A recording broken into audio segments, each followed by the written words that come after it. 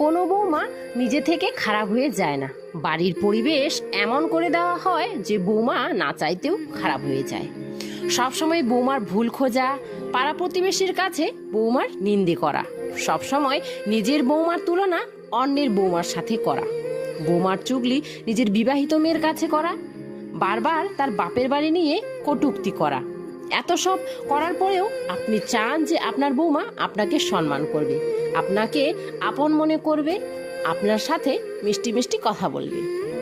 যখন আপনি বিছানায় পড়ে যাবেন তখন এই বৌমাই আপনার সেবা করবে, আপনার বিবাহিত মেয়েরা নয়। বুড়ো বয়সে বৌমাই আপনার কাছে আসবে।